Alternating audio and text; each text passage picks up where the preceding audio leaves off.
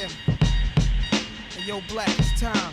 When Nas was accused of using a ghostwriter in 2012, the entire rap community shut down with fingers pointing at the rap legend. His own artist between Man, Lottie Bro and I've been Frank Ocean type doing of thing. I've been still writing for people ever since. You know, I done work with Nas, Big Sean, Jeezy, a bunch of other people, Jeremiah, Ty Dolla $ign, like a bunch of other people. With ghostwriting considered a cardinal sin in the gospel of hip-hop, these rumors couldn't be taken lightly.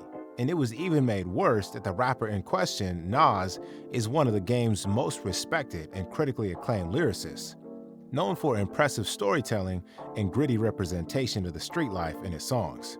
So, in 2012, when a hip-hop journalist called Dream Hampton wrote that Nas was using a ghostwriter, it felt like a letdown to many of Nas's fans. The reporter wrote, Nas's untitled album was largely written by Stick of Dead Prez and Jay Electronica. This was a wild accusation, a very wild one that Hampton could not really defend.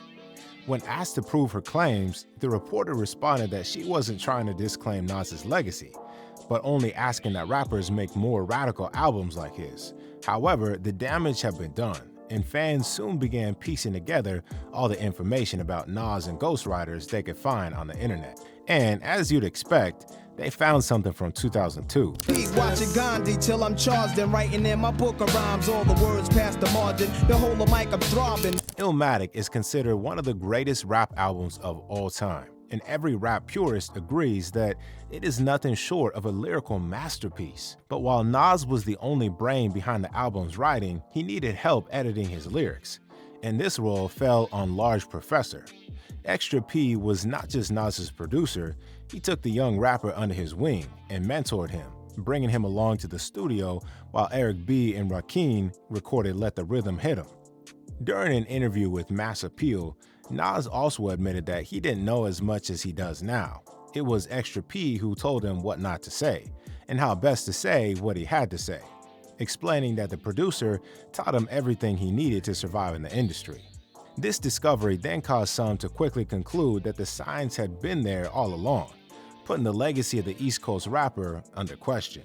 In an interview with Power 106 that summer, Nas was very straight to the point about the rumors. Respectful to you, man. Have you ever used a ghostwriter? No. Damn. Why you say damn? You know why not? And I know it sounds like, oh, too much homage, or we just, but dude, like, for a cat that writes the way that you write, I was telling Fuzz this morning, I was like, what's on this dude's mind? And what have we not heard? Like, what's some of the stuff that we just kind of, like, you probably just threw away or said, you know what? No, I'm not, that ain't good enough, or just delete that. You know what's crazy? That stuff winds up being on Lost Tapes album. I put out a Lost Tapes album about 6-7 years ago. And I do. You know who's my ghostwriters? My friends, people I meet on the street, things I read. Yeah.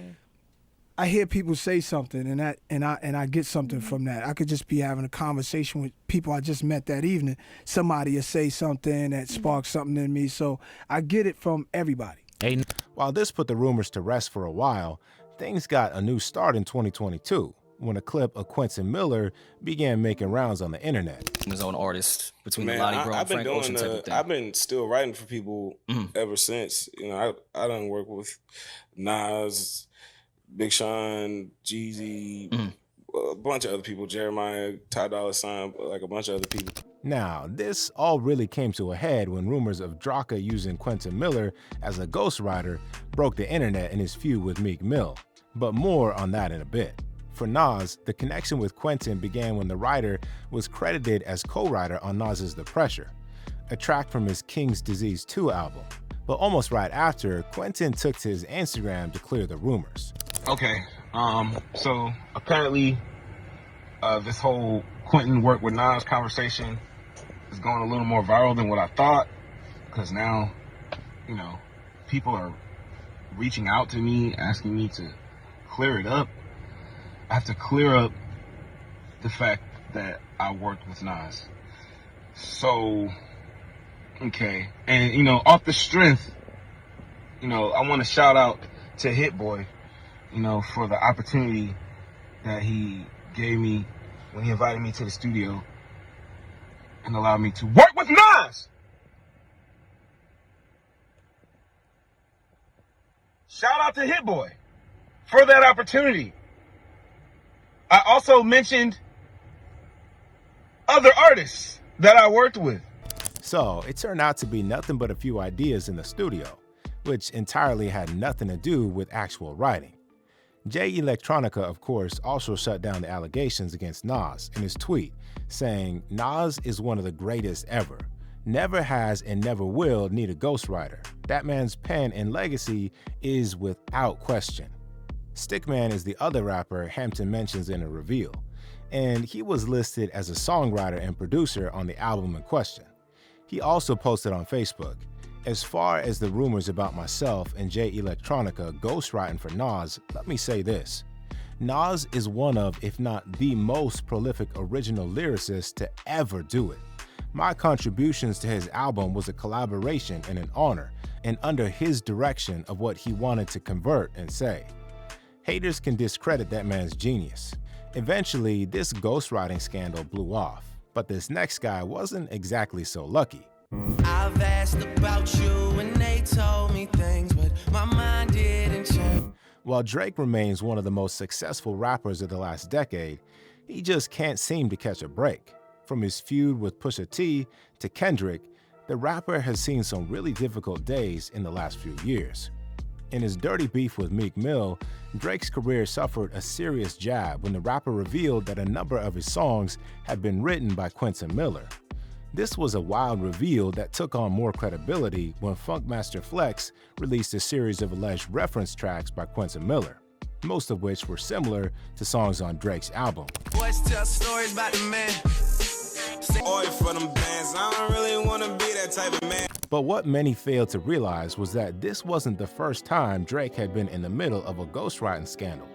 In 2014, an unnamed Toronto woman claimed that she worked with Drake as a ghostwriter, but wasn't paid for her services. This was bizarre for two reasons.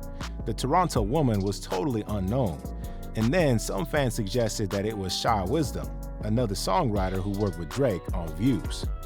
Interestingly, Shy wrote R.I.P., a song which was eventually given to Rita Ora. R.I.P. to the girl you used to see. Fortunately, it was eventually proven that Drake didn't owe any Toronto songwriter, and it turned out to be a woman looking for a quick cash out. Shy also confirmed that she was on good terms with the Toronto rapper, adding that they had a good business relationship. But with Quentin, it was a little more scathing. In his highly publicized beef with Drake, Meek Mill alleges that Drake used a ghostwriter for his guest verse on Rico in a series of tweets.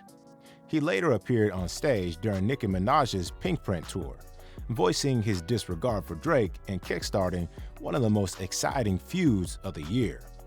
This eventually led to a heated battle between the two rappers, but not before Quentin cleared the air on Tumblr, saying, "I am not and never will be a ghostwriter for Drake. I'm proud to say that we've collaborated, but I can never take credit for anything other than the few songs we worked on together." But Funkmaster Flex wasn't having it, and that evening he went on a Twitter rant, claiming that he had 4 separate reference tracks from Quentin to Drake. Drake would later do a magazine interview with The Fader, where he explained his own side of the entire fiasco. He didn't deny the accusations, arguing that music is a collaborative art, saying, "I need sometimes individuals to spark an idea so that I can take off running. I don't mind that. In those recordings, they are what they are, and you can use your own judgment on what they mean to you. If I have to be the vessel for this conversation to be brought up, God forbid we start talking about writing and references and who takes what from where. I'm okay with it being me." But while Drizzy and Meek eventually settled things and became friends, it all went south for Quentin. Well, you had said that Meek had kind of Kanye'd you. You said it was sort of like my Taylor Swift moment, and Meek Mill kind of Kanye'd me. I got Kanye'd by Meek, but it's all good. Because it was like, I don't know, it's just really inconsiderate. Even, I don't know. It's just very inconsiderate. It's like, I don't matter. It's like, I don't matter. All the way up to, I don't know, maybe just because I was just a writer or, I don't know. It was just like, I just didn't matter. Just like, fuck this guy. Even with drama and them, just kind of just throwing my whole life you know, on the back burner, just like, you know, whatever, just to get at a nigga, you know, like, but what about me? What about me taking care of my family? And, you know, the fact that I put my whole life into this shit, I don't have no other skills. I ain't go to college, you know, like, I make music. That's my skill, you know, so.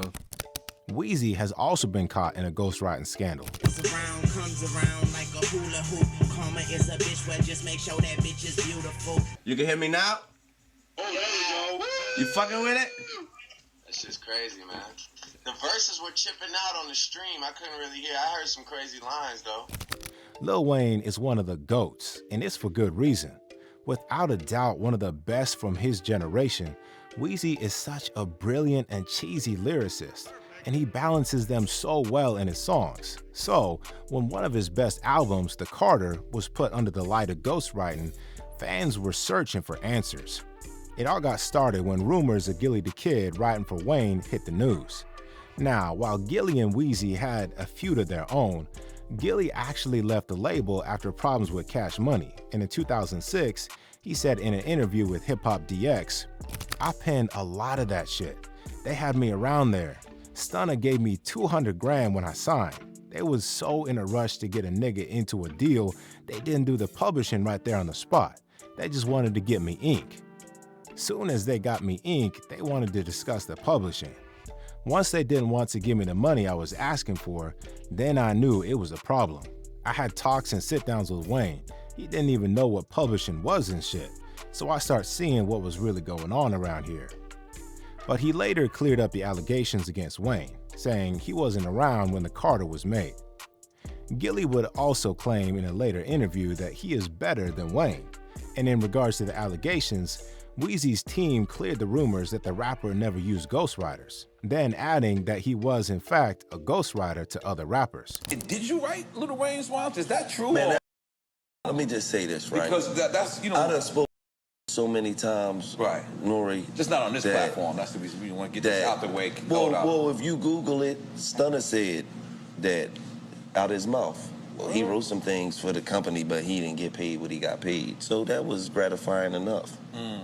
You know what I'm saying? So, you know, at the end of the day, man, salute to Lil Wayne, man. Now, Birdman had to step in and clear the air once and for all. I never put a record out with Gillie, but I ain't never made a dollar off Gillie when he be running around with all that capping. Like, nigga, I ain't never made no money off you, nigga. Stop all that cap ass talking, nigga. You not like that. And he for sure ain't never wrote one rhyme for Moolah. Stunna also came forward to defend Weezy, saying Gillie never wrote a single rhyme for the rapper. Turk also had some words for Gillie 1 year back, addressing the podcaster's claims. I don't got no respect for you, Gillie. At all, nigga. Nigga be talking this real nigga shit, bro. Look, nigga, Turk a real nigga. Telling the truth, not hating. You ain't getting me on $1 million worth of game, homie. Straight up. Why? You clout chasing. That's what you doing.